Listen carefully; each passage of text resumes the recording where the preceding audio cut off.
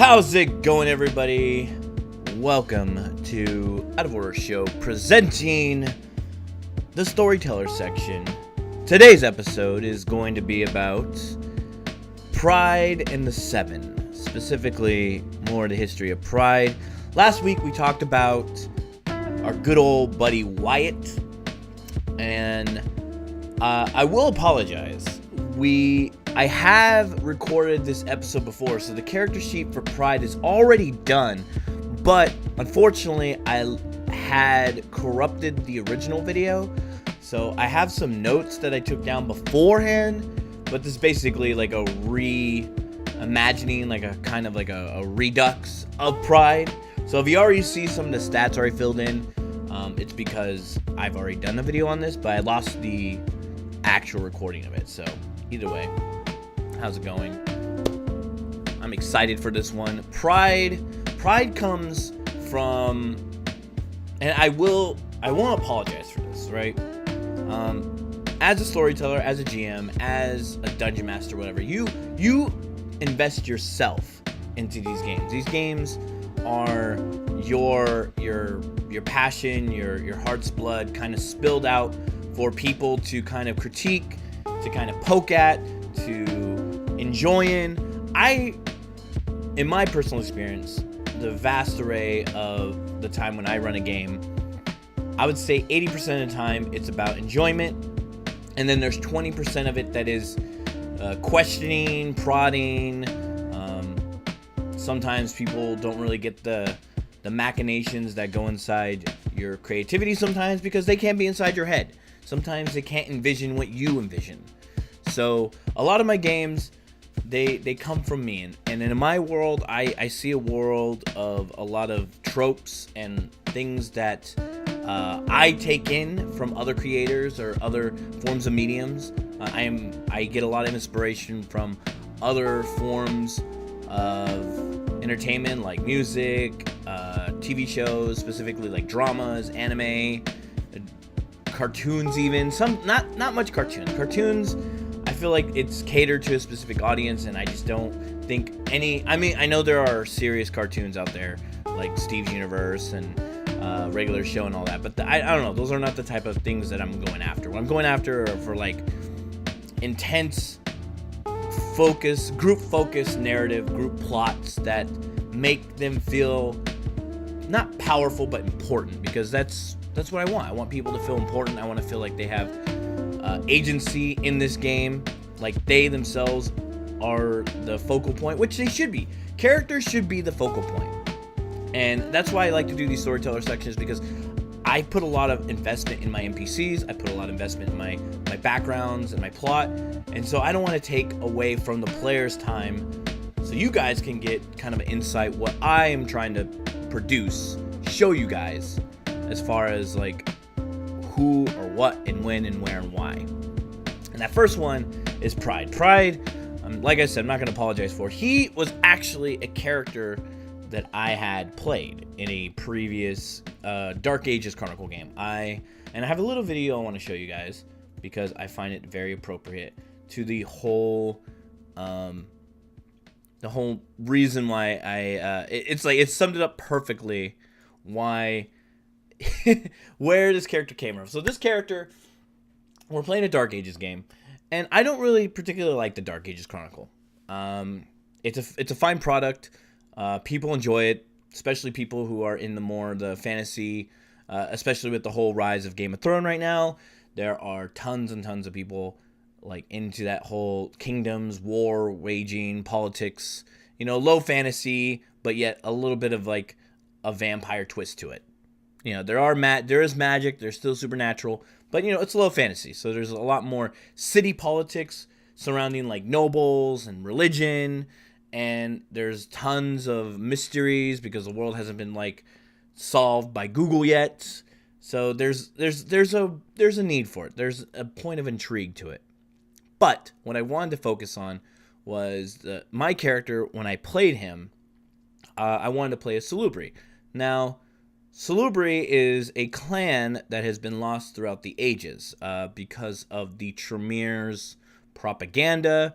They started off as a low clan during the Dark Ages, and then they rose to high clan, becoming one of the pillars of the Camarilla because of their blood magic, thaumaturgy, but also they were able to weaken and even destroy the healer clan, the Salubri. And what makes it's probably my favorite clan of all the clans in, if I say, last week I said Tremere is best clan in A, stat-wise. I would say that Salubri is best clan in A, story-wise.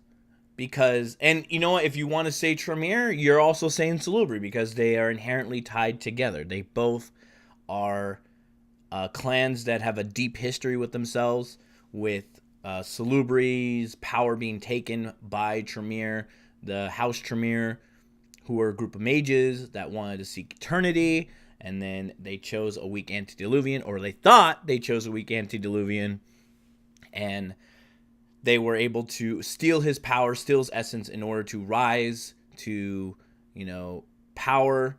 And then there's a lot of meta plot that involves that whole cycle, that whole spin. But even the history of Clan Salubri before the usurping, they were the clan of healers. There's also the wars between the Bali Wars with the Assamites and Salubri teaming up, fighting against the spawn of evil of the Second City. There's this crossover where Salat, who is the clan founder, goes off to the east, meets up with the questionable Eastern kindred, the Kwaijin, learns some ability, learns some sort of enlightenment, comes back with the third eye. That's when the clan itself goes through this evolution, this change, where it's some of them are healers, some of them are taking up the sword and being protectors because of the Bali Wars. It's so rich in history. And so I because in the Dark Ages, the propaganda machine of the Tremere hasn't begun. They are considered a low clan in regards because their power has waned throughout the ages, because being a healer clan in a great jihad doesn't win you any points, right? If you're the clan of hugs and kisses, nobody's going to take your side. Nobody's going to want to bat for you. Nobody's going to want to stick up for you. In fact, they're probably going to take advantage of your kindness and your weakness.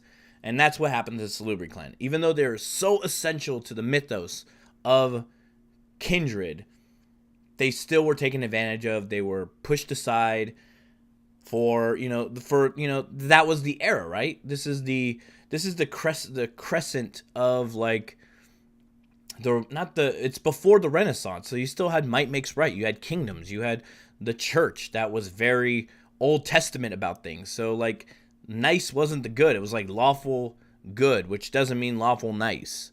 So, and then their internal enlightenment, their whole clan founding of trying to seek another way, to seek redemption, to find Gokanda.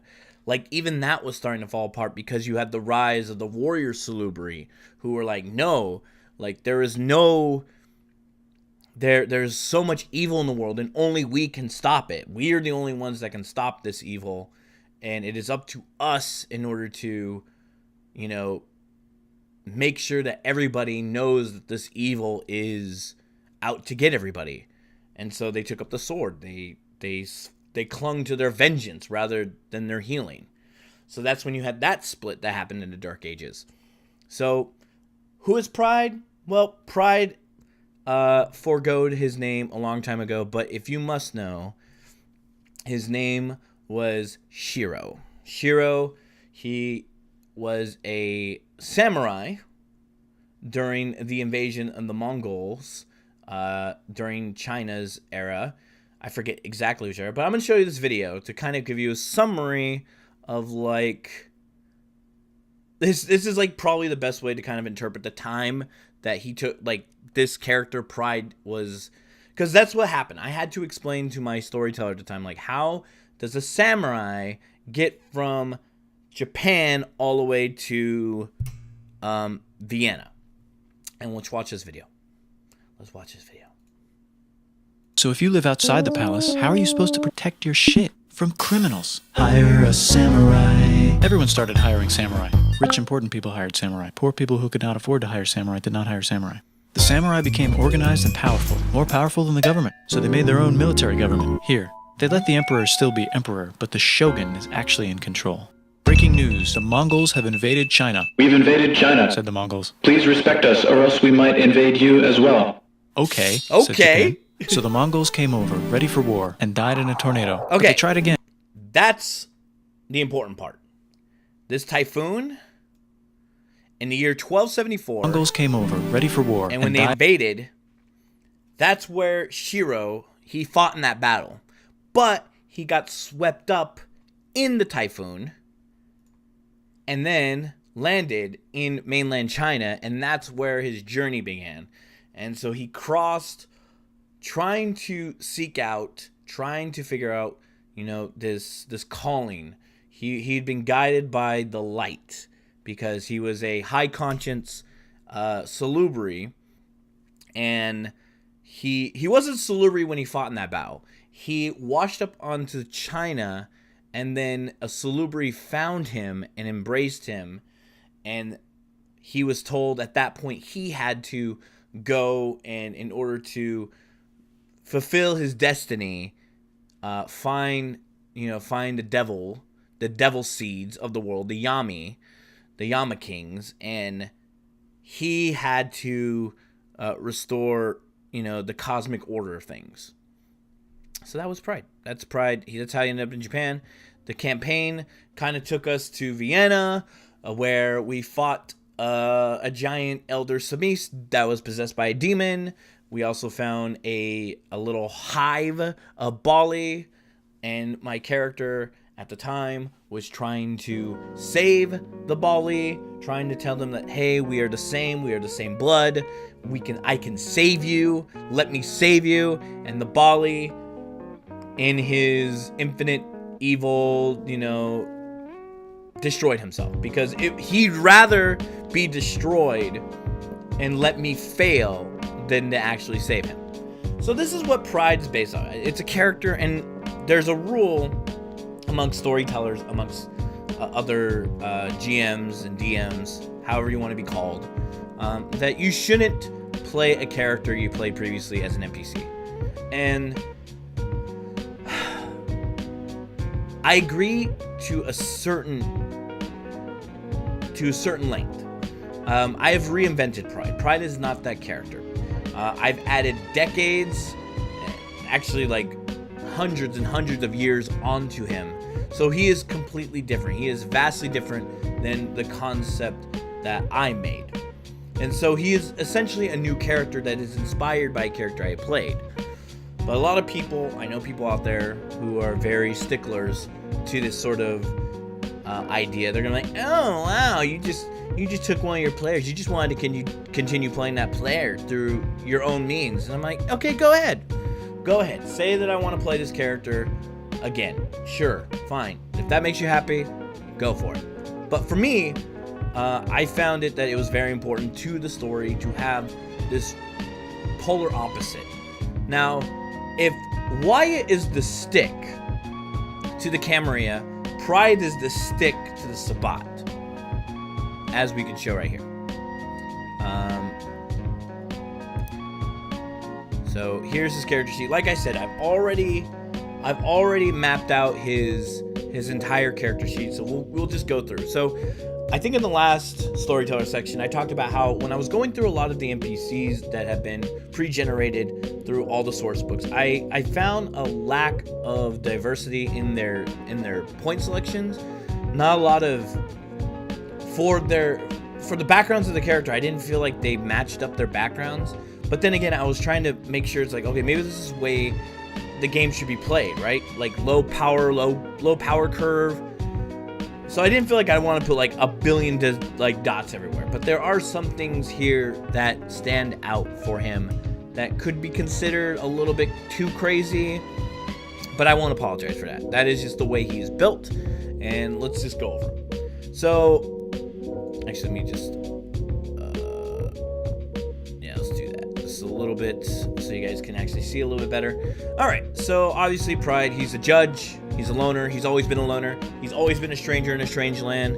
You know, in the old Dark Ages character sheet, he had linguistics 5 because, you know, following the Silk Road and going through mainland China, going through the Arab lands, going through, you know, Middle Europe, and then landing in Vienna, he had to pick up a language or two. So he's very well versed in all the languages along the Silk Road. But as far as the new 20th anniversary, it's turned into a merit. He still has all those languages for all intents and purposes, but he doesn't necessarily, I didn't need to spend background points for him. That's a little bit of a storyteller finagler that I'm going to do. It's like, oh, his backstory, he knows all these languages and a few languages that haven't been spoken in a while, or a certain dialect that hasn't been gone through. But he's always been a stranger in a strange land. Like, he doesn't even, he's gone back to Japan a few times, but not anything.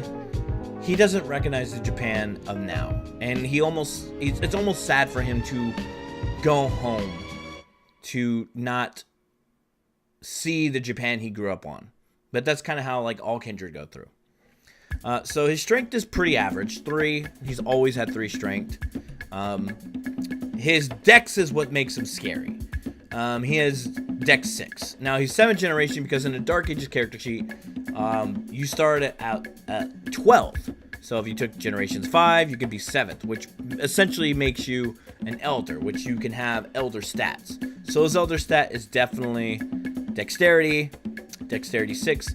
I'm using the rules for Mummy the Resurrection. If you have stats above normal human caps, you have actually supernatural feats attached to it. And I don't have the book on me right now, but I have the physical book in my garage, and I would show you. But there are, like, he has perfect balance, perfect nimbleness. He can't be pushed down. Like, he'll always land on his feet. That is, like, what dexterity 6 does. Like, strength 6 does, you can do, like, lethal with your fist. If you have stamina 6, you can soak lethal naturally with your skin. Now, obviously, of course, vampires can soak lethal normally because their bodies are dead.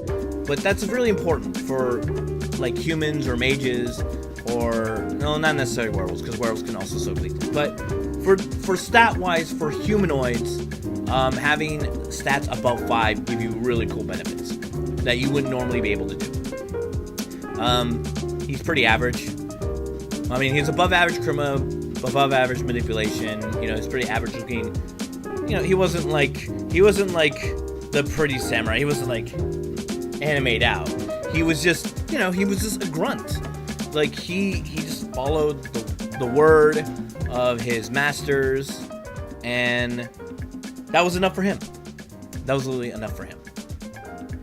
Perception, he's always had high perception. In fact, in the new 20th anniversary Dark Ages book, if I were to convert him over back to that system, he would actually be there's an offshoot of the Saluri clan that they broke up to 3 now. So there, not only is there 2, but there's actually a 3rd one now, which are called the Watcher clan.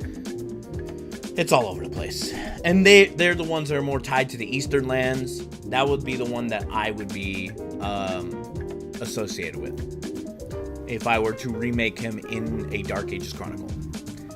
So they have high aspects, they lose fortitude. I think they gain presence instead of fortitude, and they still have valor and /obeah, depending on what path of the salubri you want to go. Which, I respect the Dark Ages book, but it's just all over the place. It's just all fucking over the place. There are dead bloodlines in that book. Like, there's 3 Cappadocian bloodlines I've never really understood. There's like 4 Gangrel bloodlines I don't really understand. It's just like all over the place. And so that's why I like the modern era. Modern era kind of simplified everything, kind of compacted down, merged a lot of the bloodlines to become like one bloodline. Although there's still like this crazy bloodline of Gangrel that's like the Budado or whatever, Budaro. I'd have to pull up the book. I'm spouting out nonsense right now. Let's continue. You know, never really smart. In fact, if you've been watching the show, you've seen that he's not really all that technically inclined. He barely knows how to use a cell phone. He doesn't really like computers. He's a reader, but he doesn't really like to do any heavy reading. He's just more of like, I like to keep up with current events because I want to see the trends of humanity, because it interests him. And that will go into a bit later when I go into his like discipline stuff. Wits, he's always been sharp-minded. He's always been able to react to any notice. It's not that it's a perception thing. He feels like it's like his kensei, his sixth sense.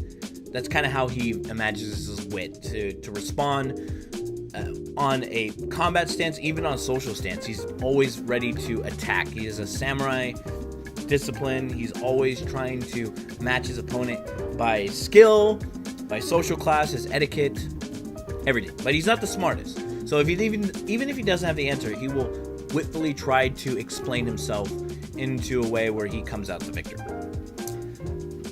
Talents. So alertness, subpar. Athletics, he's had to, fight many years. Awareness, pretty high. Brawl, he knows basic. He's pretty advanced in jujitsu.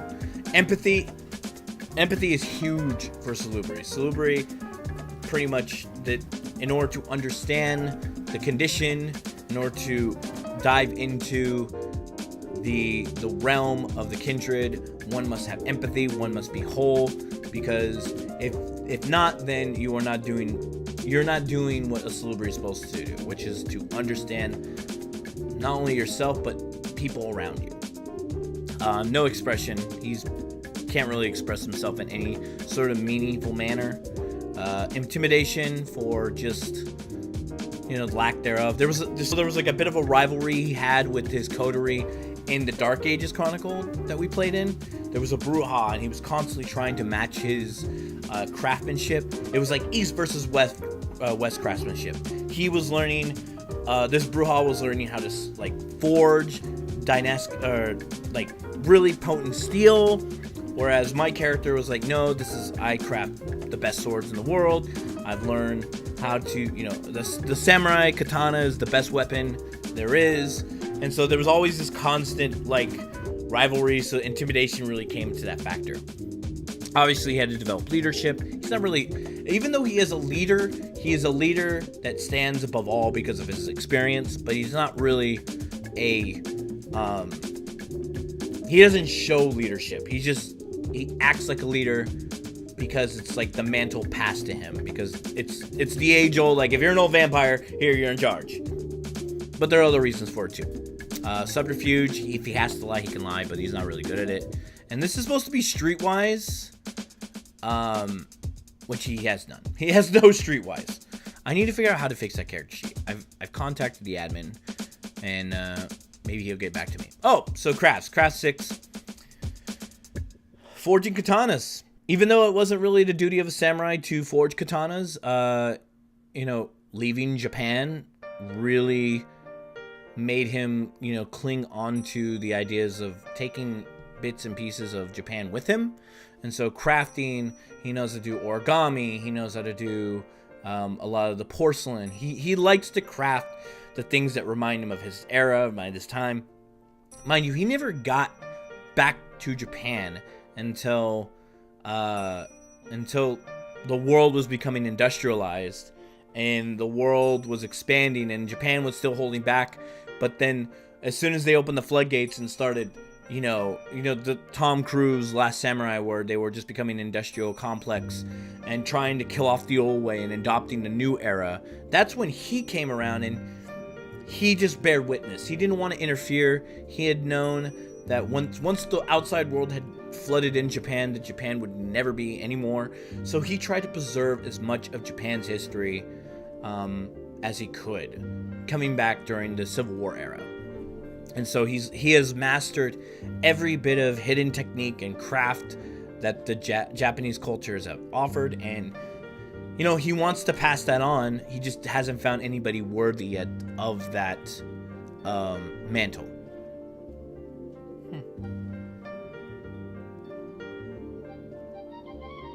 Okay. Sorry.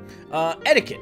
Obviously, he understands the right bit of etiquette. He understands the the nuance of, tea ceremony and, asking, to receive gifts, but politely turning it down, and then receiving it again and politely turning it down. And then the third time he receives a gift, he accepts it and tells them thank you. Obviously, he's a master swordsman as well.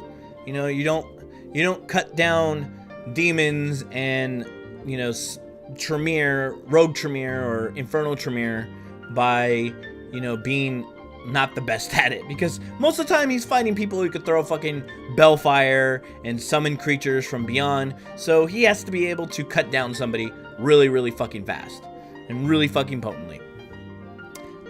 Stealth, he has a bit of stealth, he has survival. Investigation, he understands the basic, he knows how to figure out like what has happened in an area. Obviously, with the power of aspects, you can kind of look back and kind of look into the present, the past, stuff like that. Medicine, he has to understand the fundamentals of like how both the kindred and kind's body functionalities work. He's also ran into the Hyoken, which are the Eastern Changers and the Eastern Courts. So he's studied all sorts of medicines and body types throughout the world. And then occult, because chasing down Tremere is not an easy job. He has to be able to understand and decipher, signals and keystones and chantry locations. So he was pretty much primed to hunt down Tremere. Now, what does that mean? So, after the annihilation of the Salubri clan, and then all the Salubri were deemed infernals, basically Shiro / Pride went into hiding. He tried contacting his old allies in the Dark Ages. There was a knight errant of the Malkavian clan that he relied on, but to no avail. He got lost throughout the times. His Bruja compatriot, he started, starting to join the rabble-rousing of the anarchs who were talking about, shedding off their control of the elders and, striking them down.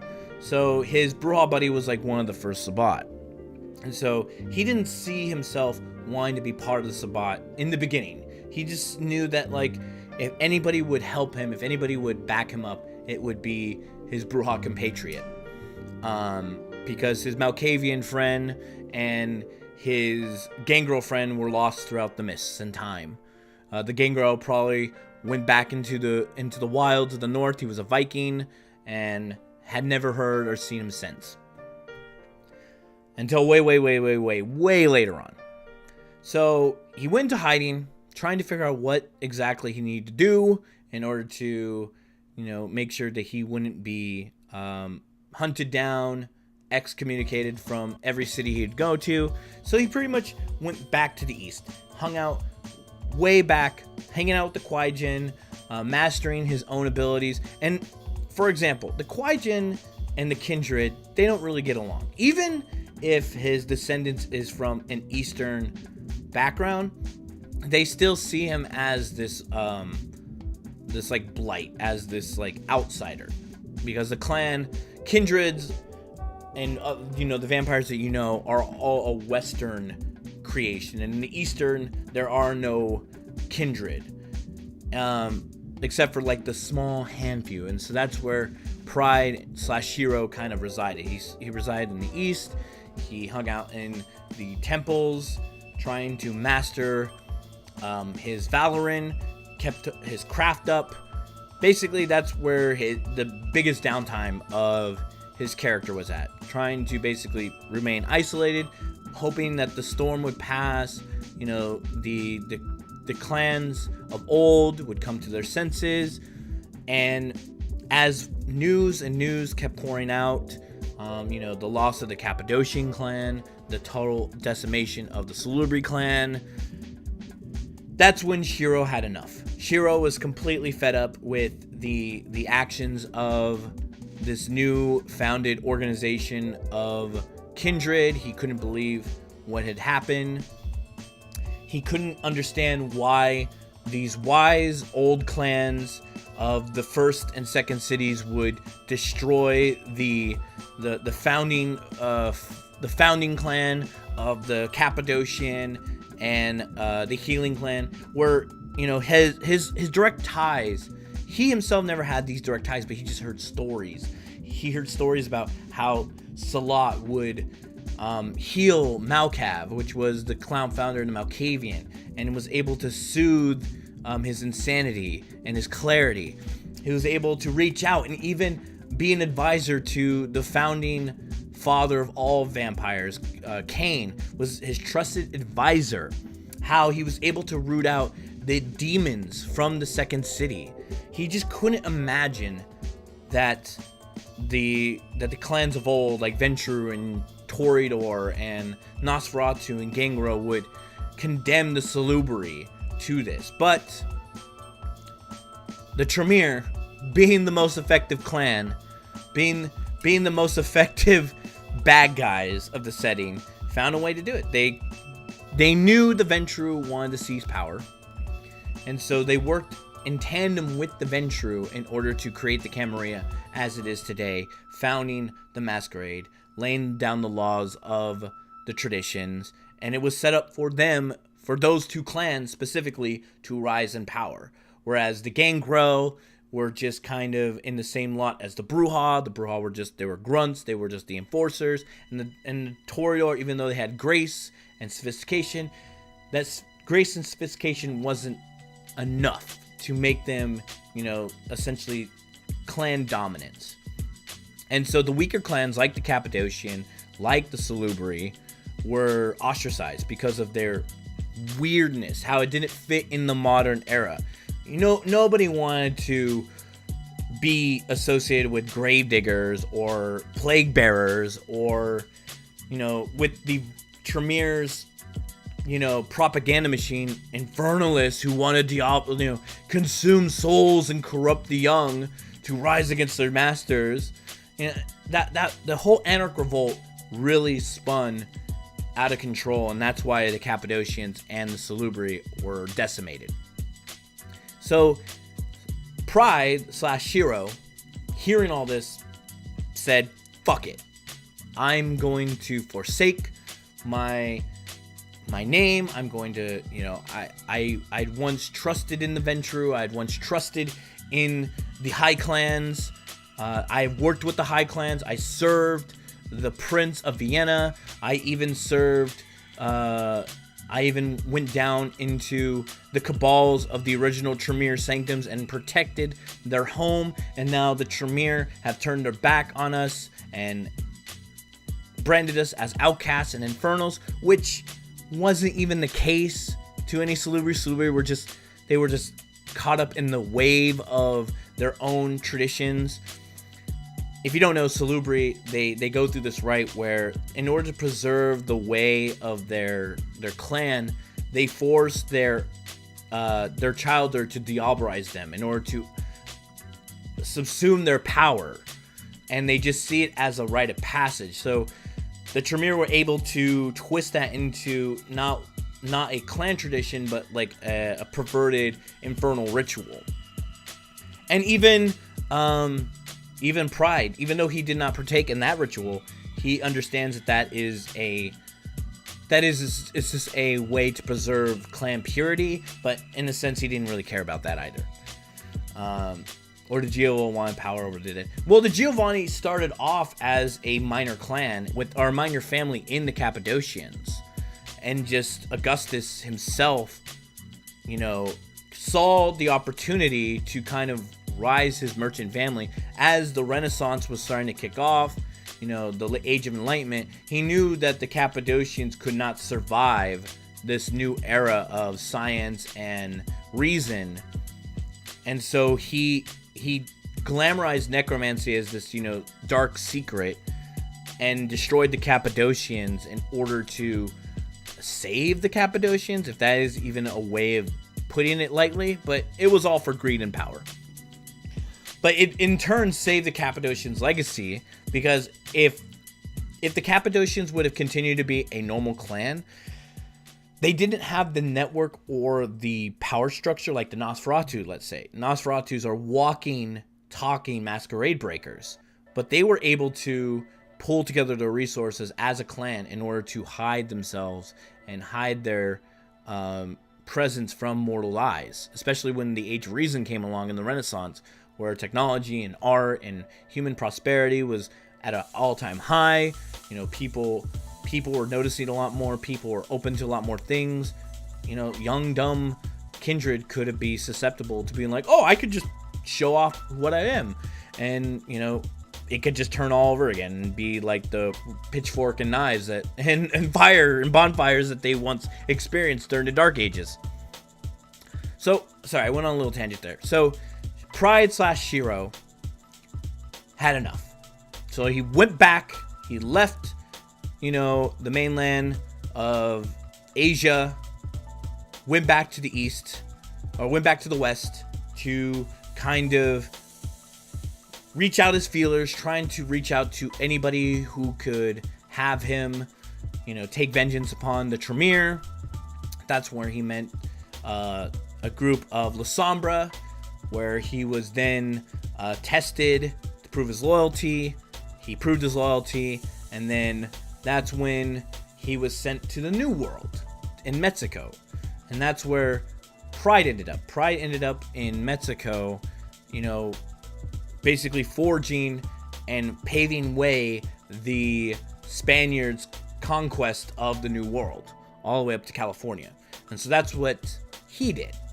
And during that time, he would try and learn any occult knowledge that he could in order to understand the Tremere's, their goal, because he was still unsure of what their ultimate goal was.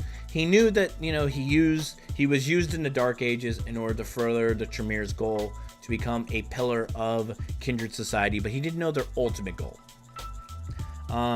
During that time, that's when his humanity fell, or he wasn't even on humanity. He was on a road. Back then, kindred, if you were old enough, you weren't on a path of morality or humanity. You were on a road. So he was on the road. He was on the road of chivalry, and his road of chivalry was going down and down and down and down and down until finally he was like, okay, I need to rediscover who I am.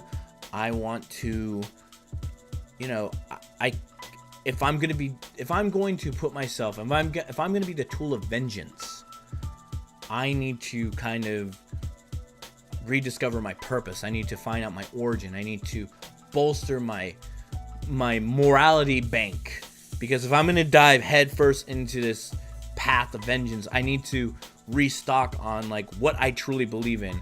Like, am I compromising my honor in order to achieve victory, or should I uphold my honor over victory?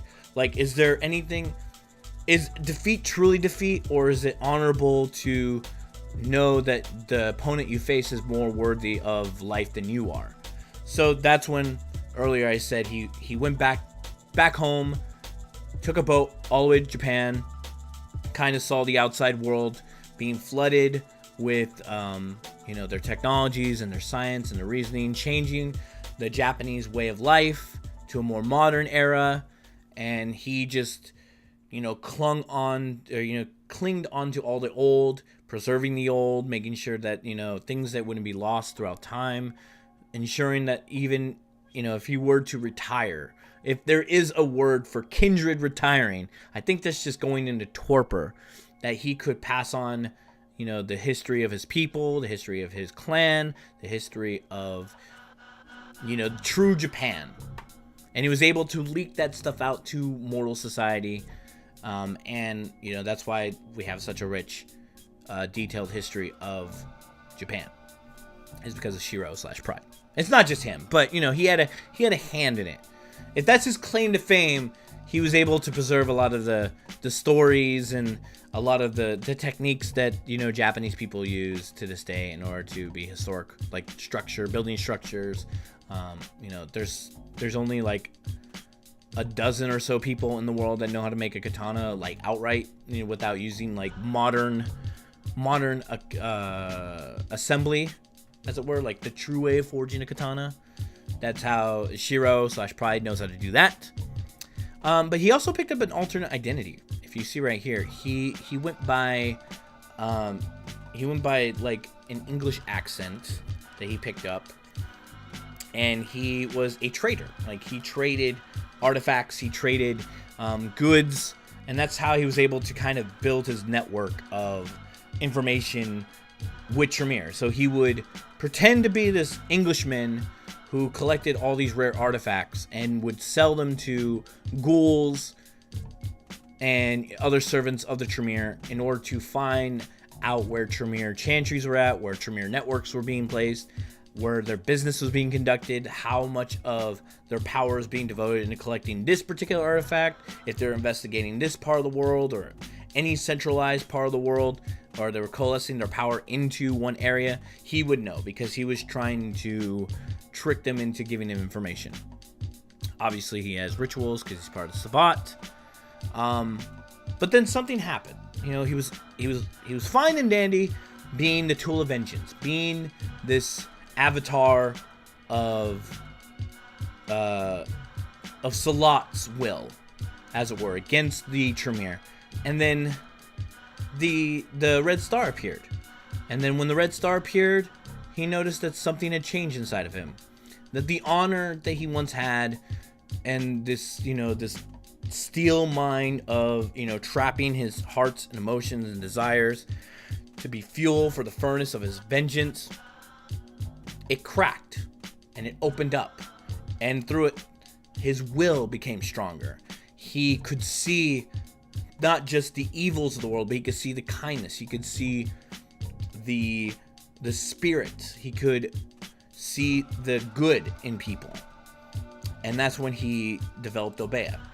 He has the Warrior's Heart merit, which is a new merit that's inside the Lore of the Bloodlines book, where it basically says that if you are Salubri Anti-Tribute or Normal Salubri, you can learn the other side. You can learn the other discipline. So that kind of woke up something inside of him. He was like, he wanted to explore Obeah more. And that's why he became Pride. There was a mission that he had to do in Austin, and the Camarilla was seizing control of Austin. There was a last stand in order to keep the Sabbat stronghold there, and he couldn't help but see that the people that he was fighting against were just under the rule of the Camarilla. They were just anarchs who were just forced into this situation where they were being pressed up against the Sabbat, used as cannon fodder. He could see it, not only with Auspex, he could see with the Obeah that they were just lost and torn, and that they were just under duress, and he didn't feel like his battle was with them, his battle was with the Camarilla, but he had to go through them in order to fulfill his duty to the Sabbat, and he disobeyed it. But being such a powerful kindred and being tied to the original Sabbat, like the founding of Sabbat, Pride/Shiro was a person of great importance during the founding of the Sabbat.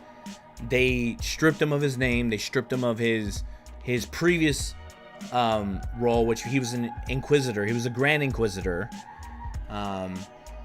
He couldn't become part of that organization. So now he works directly with the Regent as the Mantle of Pride, and that's where we are at now. And so now he's going through this sort of weird kind of self-realization. Like, should he, like, much like you see the player characters in this chronicle, they're questioning the Sabbat's motives. They're saying, do we really want to be part of Sabbat? And in my case, yeah, you have to be part of the Sabbat. But at the same time, there's so many paths, there's so many detours down the Sabbat that it's a really windy road. And there's so many type of gameplay inside the Sabbat. And that's why I find the Sabbat game to be more engaging than a Cam Anarch game. Because you can go down a game of spirituality. You can go down a game of loyalists. You could go down status quo, or you can go down, the path of ultra conservatism, or even if you want to go down to like the dark fucked up shit like infernalism and stuff like that. There are pathways, there are doorways into those type of games, and my game has all those pathways. And Pride is one of those pathways. It's like the status quo. Like, I'm here because there's been a great injustice done to kindred, and I want to right the wrong. But I don't necessarily believe in the Sabbat structure. I don't believe in following the orders of a bishop, or following orders of an archbishop, or even a cardinal, or even the regent himself, because I'm truly free. I'm a free kindred, and I have the right to police myself, and I have proven myself through my accomplishments, through my status. The status that I hold gives me the right to act in a way that I don't need governing. I don't need boundaries. I can act within my right to do whatever I want for the Sabbat interest, as long as it's not my own interest within the Sabbat. And that's Pride in a nutshell. He is totally status quo.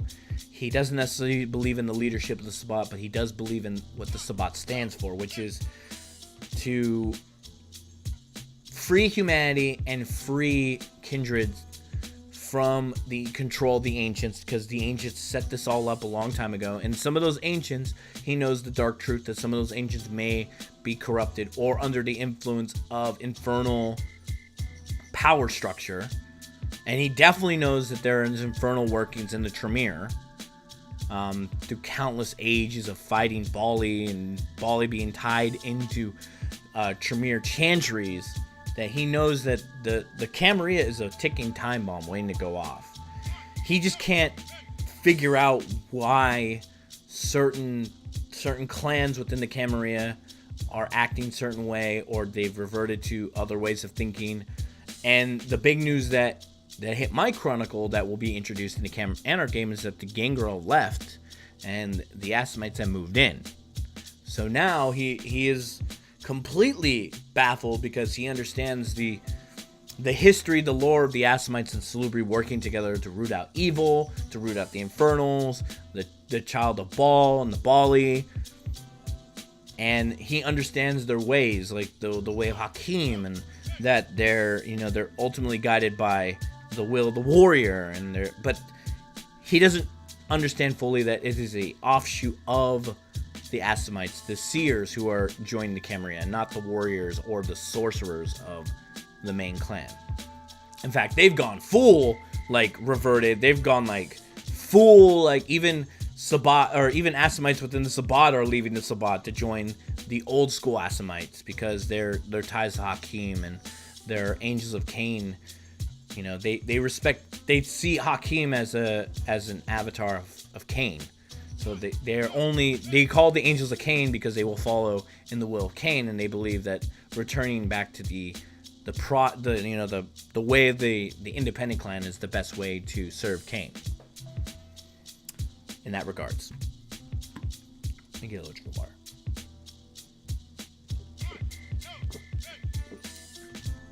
How's everybody doing today? Hope you guys are enjoying this little storyteller section. Just real quick, you can go to, if you enjoy this sort of content, you can go to patreon.com/outofordershow, where we create role-playing and podcasting experiences like this. This used to be a Patreon tier, but I decided that to kind of give you a taste of my mind and my roleplay set and my storytelling, I'd give this out for free. But we do behind the scenes, post-show, wrap-up stuff. Every game session, this game session is going to take place on Friday this week instead of on Thursday because of scheduling issues. But I also do a one-on-one downtime scene every month with each character that is exclusive to Patreon. So go check it out if you want to see more interaction with more of the players. I'm going to be uploading a ton of one-on-one sessions tonight to the Patreon. It's going to be for the month of July. I'm going to be recording a bunch of ones for August in the next coming weeks. And then hopefully by the end of August, we will be kicking off our Camarilla/Anarch game, which takes place in the same city, in the same chronicle as the Sabbat one. So there is a possibility there might be a bit of a crossover episode in the later future. But I kind of want to lead this all to Los Angeles, which is kind of like the grand stage of, if you've played Vampire the Masquerade Bloodlines, you understand that that's like a big part of the vampire lore. I'm taking inspiration from a lot of the stuff that's been released in the LARP Chronicle by By Night Studios. They have this great series called Blood and Betrayal that they kind of sped up the events of what happened of Bloodline the Masquerades into the modern nights to nowadays, and it was great. I got to play in it. It was fun. I'm going to kind of do a take on that, except with my own little twist. So, if you want to go check that out, be sure to head on over to patreon.com/OutOfOrderShow, where you can help fund better content for the roleplay experience. So, he's no longer on the road. He's on Path of Honorable Accord. All his virtues maxed out.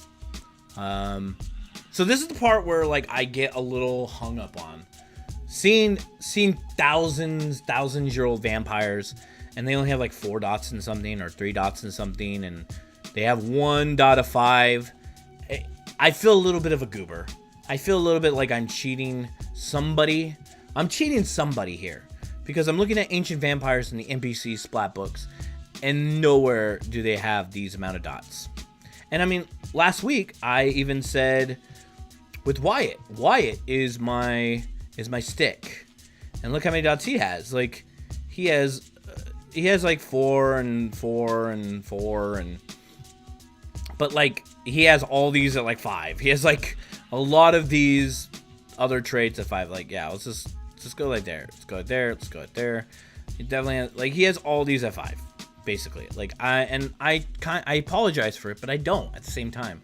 I feel like sometimes the stick needs to be the stick, and it's not like he can conjure all these powers all at once. You know, he only has 1 round. He doesn't have like Temporis or anything. Like, if he had Temporis, then yeah, he could be like extra actions, lightning bolt, fire, movement of the mind, blah, blah, blah, blah, blah, blah. But he's not. He's not doing that. So, but with Pride here, I felt like these were like, even though they're high level, I feel like they're tame. It's not like he has like other disciplines at 5. He has his core disciplines, the things that make him at 5. And then he learned Celerity and Potence because he had a Bruja coterie mate.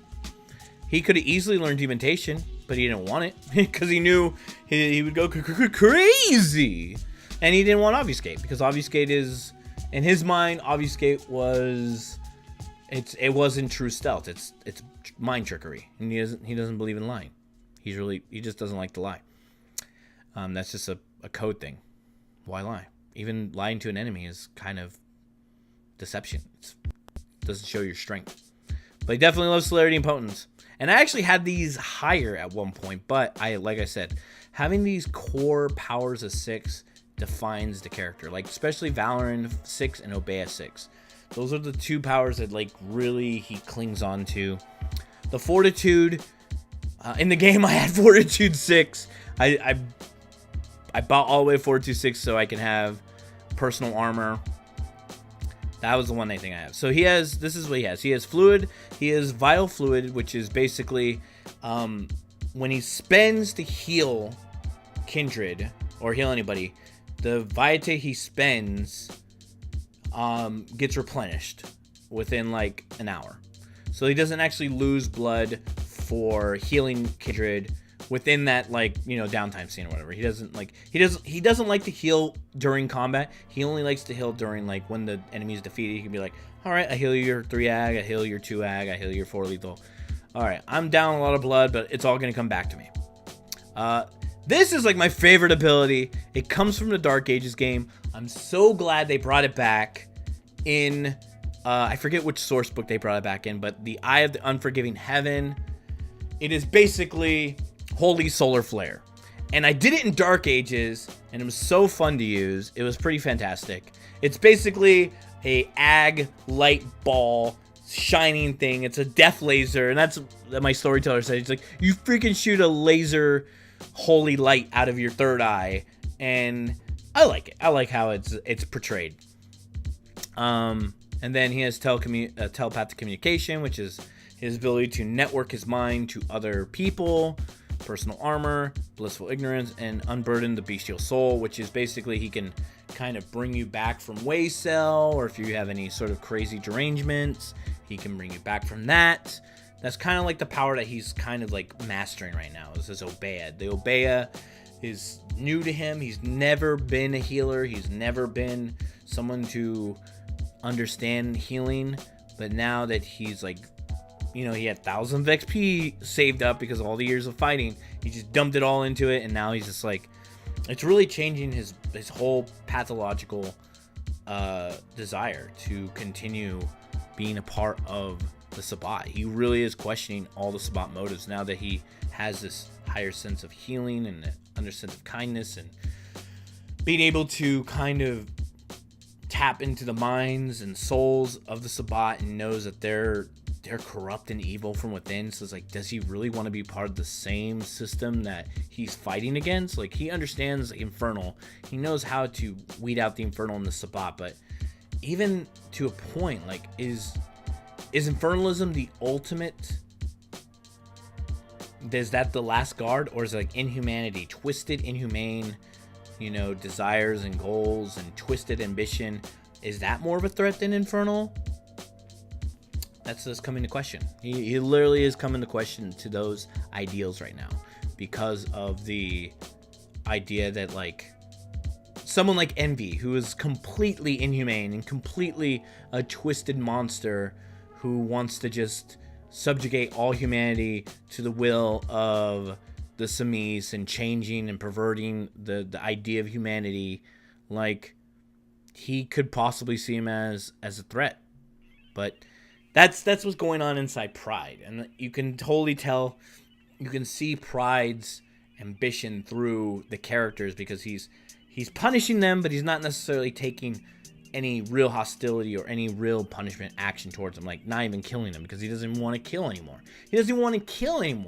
That's how invested in Obeah and the old clan ways that he's in. He's like, he's becoming almost pacifist again, or never been a pacifist, but becoming like a pacifist, like the clan healers.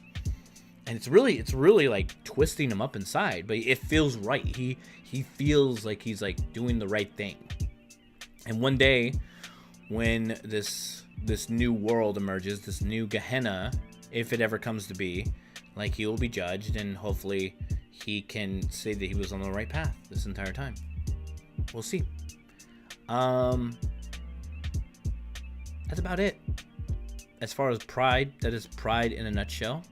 Hope you guys enjoyed the Storyteller section. As far as the SeVen, you know, we got Lust, we got Gluttony, Greed. Greed is going to be kind of important. I'm probably going to spend next week talking about the two antagonists of the series right now, and that is going to be, it's going to be Greed. Greed has definitely shown his antagonistic side towards the group, and as far as the Camarilla side, it's going to be Gimli. Gimli and Greed have like they don't have any sort of real connection to each other, but as far as their motivations, they're antagonistic, we're just bullies in our sect sort of way. That's where they relate. So either way, I'm going to call it there.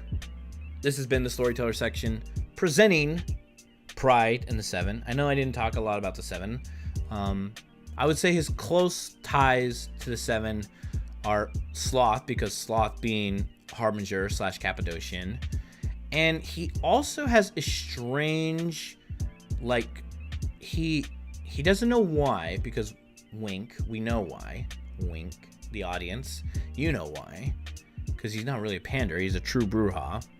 He's a mutated true Brujah. He doesn't understand why he's a mutated true Brujah, but he has a connection to, he has a respect and a sort of big brother concept to Wrath. Like, he wants to protect Wrath, and he doesn't understand why. But, you know, that will come to fruition later on. But Definitely Sloth and Pride remembered the good old days of the Dark Ages where kindreds were, even though they're being rooted out by hunters and the church and all that stuff, kindred, the high clans and the low clans, they came together. They solved a lot of the problems of, the unknown and the mysterious, things from in the dark woods and the deepest caves. The kindred were trying to raise humanity up. They were trying to raise humanity from the shadows in order to fight back against the other darkness of the world of darkness. It was an age of sorrow. That's what it was. It was an age of sorrow, and they helped them, push them forward to this new era. So I'm gonna call it there. Like I said before, I love the Slubri. Slubri are my favorite clan. I'm not really a pin kid.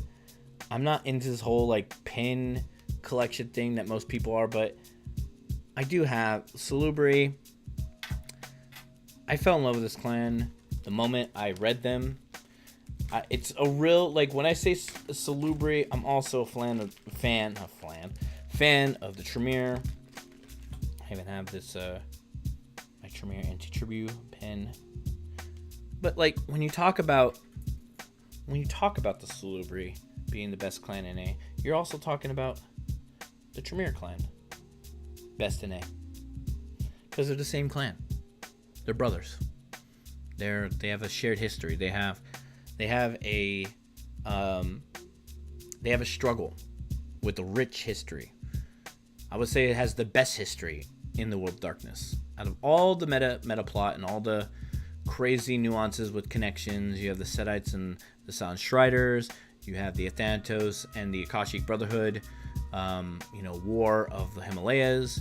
If you want to talk about the history of, oh god, what else is a good, the Ventru and the Bruja with the Carthage, the Assamites, their whole history with just every clan under the known sun, the mage societies, the technocracy versus the traditions before, when they were just called the Order of Reason, when they were subjected to being considered heretics and stuff. The Salubri and the Tremere and the Bali, I think, have the richest history out of all the meta plots that I've experienced. And I've read so much of World of Darkness, guys. You have no idea. And I wouldn't say Vampire is my favorite game to play, but the richest history definitely comes from the Salubri, the Tremere, and the Bali. Once again, this has been the Storyteller Section for Starting XP, Masquerade, Sabbat side, where we talk about all the stuff that goes behind the scenes, all the plot stuff, all the NPCs. If you enjoyed this, I stream this every Wednesday afternoon, late afternoon, almost early evening, at 4 p.m. Pacific Standard Time. If you enjoyed it, hit that follow button up above. I appreciate the follow. If you have Amazon Prime, you have Twitch Prime.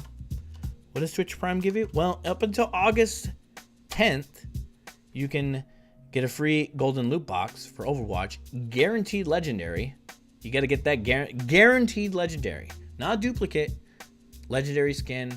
Go check it out. They're also giving away tons of other free content. You're getting Day of the Tentacle for free on your Twitch account.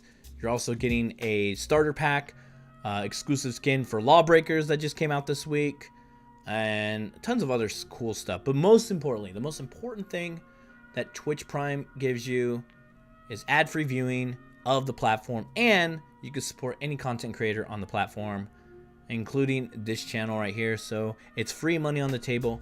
Go support a broadcaster. Just hit that subscribe button, and if you want, you can join the Amalgam today.